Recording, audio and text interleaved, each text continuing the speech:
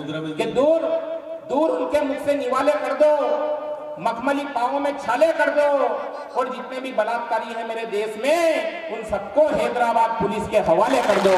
बोले मेरी खोपड़ी को ट्रक चलाने की जगह है। बोले दद्दू दद्दू, ये हिंदुस्तान का एकमात्र ऐसा हाईवे जिसपे एक भी टोल टैक्स नहीं है। आप सभी को प्रणाम करता हूँ। बम सब आपके स्थानीय कवि में चाहता हूँ, उन्हें बधाई दूँ। मैं क्या बधाई दूँ, इतना अच्छा काव्य पाठ करा, एक बार आपकी घंघोर तालियां उन्हें बधाई दें। हालांकि क्या स्थानीय कवि की सबसे बड़ी समस्या होती है जब कवि सम्मेलन वो करवाता है। पहली समस्या तो ये होती है कि खाना घर पे खाऊं कि कवियों के साथ खाऊं। मतलब घर पे खाओ तो घर वाले बोलते तुम्हारा दोस्त आया वहां जाके खाओ, और कवियों के साथ खाओ तो आयोजक बोले तुम्हारा तो घर भी यही नहीं। ये अच्छा है। ये पीड़ा होती है साहब। चुनिंदा लोग मेरे पास बैठे हैं, सभी को प्रणाम करता हूँ। और क्या है सही, यहाँ जितने भी कविगण मंच पे विराजमान है, देश की बड़ी कवित्री बैठी है, बड़े कवि दिग्गज जी बैठे हैं, भोपाल सिंह जी बैठे हैं, उन्हें प्रणाम करता हूँ। बड़ा अद्भुत नाम है आपका। और मैं तो बोलता हूँ आदमी को नाम ही घर में ऐसे रखना चाहिए। आदमी खुद का रख ले भोपाल, भाभी जी का रख ले दिल्ली, बच्चों का तमिलनाडु, ऐसे ही नाम होना चाहिए। चल दिल्ली अपन आते तमिलनाडु होके।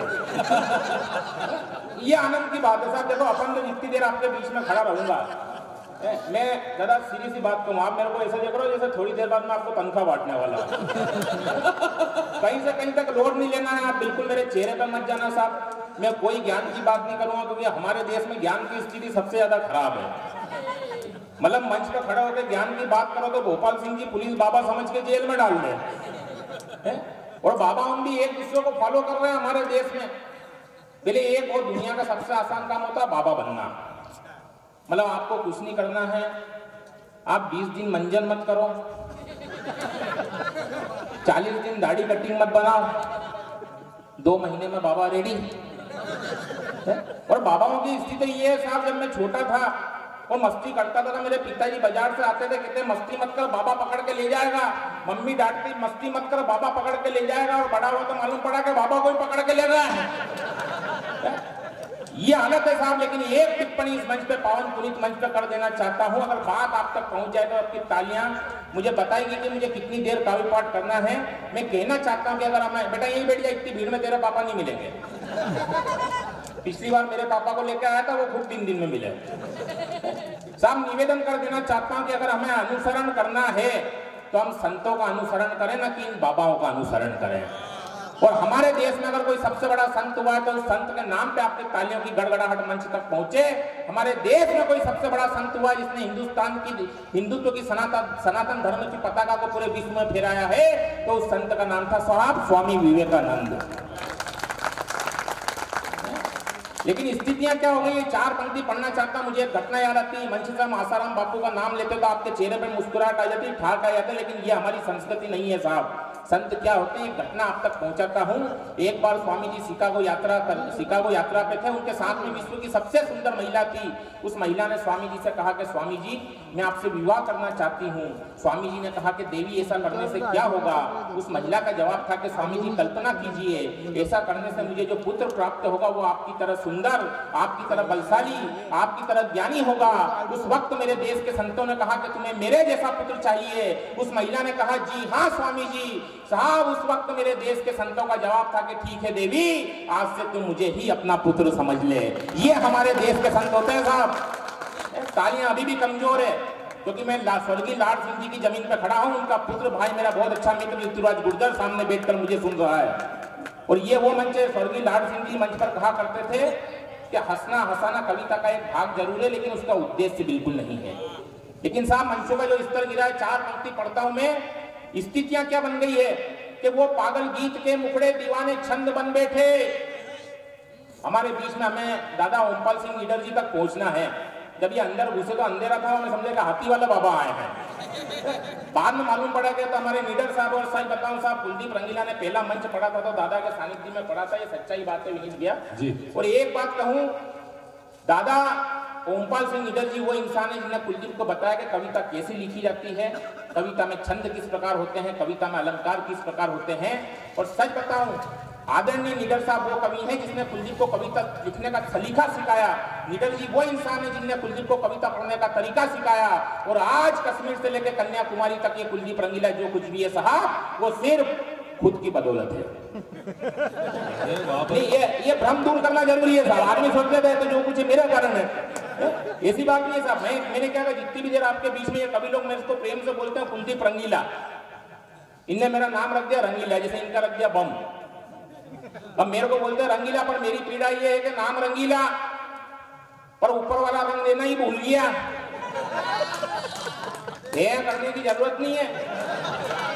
यहाँ बहुत सारे ऐसे दिख रहे जिनको बाल देना ही भूल गया।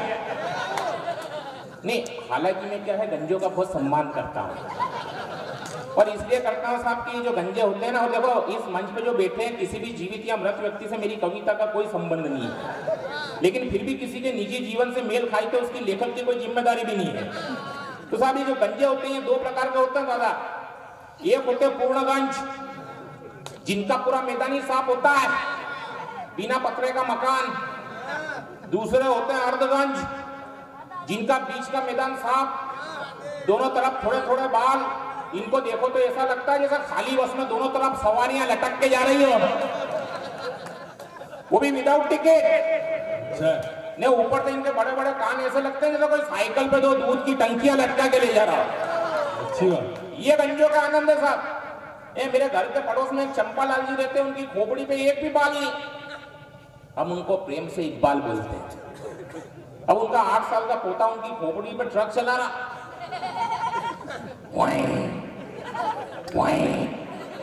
वो क्या 5-7 मिनट तो दादा को आनंद आया। फिर जो ट्रक के छोटे छोटे काले काले पहिए होते हैं वो दादा को गड़ने लगे तो दादाजी जोर से चिल्लाए, तुझे क्या कर दिया है? बोला कुछ नहीं दद्दू, ट्रक चला रहा। बोले मेरी खोपड़ी कोई ट्रक चलाने की जगह है? बोले दद्दू दद्दू, ये हिंदुस्तान का एकमात्र ऐसा हाईवे जिसपे एक भी टोल टैक्स नहीं है। ताली कमजोर है आपकी, हालत ये है साहब। और मैं तो बोलता हूँ जब हमारे देश में बच्चा जन्म लेता है, भोपाल सिंह जी सच बताऊं तो आप देखो बच्चा ऐसा थोड़ी कि घने बाल लेके जन्म लेता है, गंजा ही पैदा होता है। और फिर क्या होती है, उसकी माताजी उसके मस्तक पर हाथ फेरती है तो बाल बढ़ने लगते हैं। फिर उसकी भुआजियां हाथ फेरती है, बाल और बढ़ते हैं। फिर उसकी मौसियां हाथ फेरती है, बाल और बढ़ते हैं। एक दिन बच्चा बड़ा हो जाता है, बच्चे के साथ उसके बाल भी बड़े हो जाते हैं। अब उसकी शादी हो जाती है, अब उसकी पत्नी हाथ फेरती है, बाल उड़ते हैं। उसकी सालियां हाथ फेरती है, नहीं फेरती है। आपकी नहीं फेरती तो मैं क्या करूं? सबकी अपनी अपनी व्यथा है। अब आप देशत में इतने हो। और साहब पूरे बाल जब उड़ते हैं जब उसके मस्तक पे उसकी सासू माँ हाथ फेरती है। लेकिन सच्चाई कहना चाहता हूँ साहब, मैंने पूरे देश की यात्रा की, गंगटोक, गुवाहाटी, हैदराबाद, इंफाल, जयपुर, लखनऊ, पटना, पणजी, शिमला, शिलांग, श्रीनगर, तिरुवनंतपुरम। पर एक टिप्पणी गंजों का सम्मान में करता हूँ कि पूरे विश्व में ये गंजे एकमात्र ऐसे प्राणी होते हैं जिनका कोई बाल भी बांका नहीं कर सकता। ये आनंद होता है साहब। लेकिन हम जिस मंच पे खड़े हैं बहुत अच्छा, और इन्होंने कहा था बम साहब ने कि ये पैसों का मंच नहीं है साहब, प्रेम का मंच है। कुलदीप रंगीला अगर यहाँ पर उपस्थित हुआ है तो आपके प्रेम के कारण उपस्थित हुआ है। पैसे तो हम पूरे हिंदुस्तान से कमाते हैं, और वैसे भी 2 साल हमने कोरोना में बिताए हैं। जो मुस्कुराहट हम देखने को तरस गए थे वो आज हमको देखने को मिली है। आज से 2 साल पहले अगर हमको कवि सम्मेलन की टीम बनानी तो कवियों को फोन लगाओ, खेच खेच कुछ कुछ कुछ खेच खाच खींच खाच कुछ, तो कवि बोलता था 70,000 लूंगा, 80,000 लूंगा। अब आजकल कवि नहीं मिल रहे क्योंकि कवियों ने काम धंधा पकड़ लिया। किसी ने दूध की डेयरी डाल ली, कोई 70 रुपए की सेव खरीद के 100 रुपए में बेच रहा। ये हालत हो गई है साहब, ये पीड़ा है राष्ट्रीय स्तर के कवियों की। मैं कहना चाहता हूँ कि क्या गुजरी है, न शादी है, न नुक्ता है, प्रसादी है, न भंडारा। न शादी है, कैसी कैसी पीड़ाएं हमने झेली है साहब लॉकडाउन में। न शादी है, न नुक्ता है, प्रसादी है, न भंडारा, न संचालक, न हंगामा, न हंगामा, न अंगारा। और खरीदा था कभी कुर्ता जो मैंने मंच की खातिर, उसी कुर्ते को फड़वा के सिलाए मास्क 18। उसी कुर्ते को फड़वा के सिलाए मास्क 18। ये कवियों की पीड़ा है साहब। और कहना चाहता हूं कि छूने से फैली महामारी कोरोना के काल में। ताली अगर सबकी आती रहेगी तो आनंद आएगा। सर मैं बताऊं, मैं बड़ा धार्मिक कवि हूँ। ओहो। और यहाँ तो भीड़ भाड़ बहुत कम है। कई बार क्या होता है, भीड़ भाड़ का कवि सम्मेलन होता है। भीड़ भाड़ का कवि सम्मेलन में क्या होता है कि कविता तो भीड़ में चली जाती है ना, कवि भाड़ में चला जाता है। ऐसा काम नहीं होना चाहिए। पिछले दिन हमने कवि सम्मेलन करा था बेरछा में, 10,000 पब्लिक, और पब्लिक के चारों तरफ कम से कम 10-12 पुलिस के जवान घूम रहे। इधर कुर्सियां लगी, जहाँ 5-6 महिला पुलिस बैठी। टीआई साहब राणावत जी मंच की अध्यक्षता कर रहे हैं।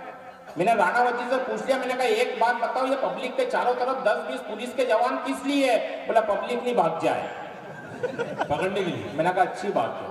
मैंने कहा लेडीज पुलिस किस लिए? बोला पुलिस के जवान नहीं भाग जाए।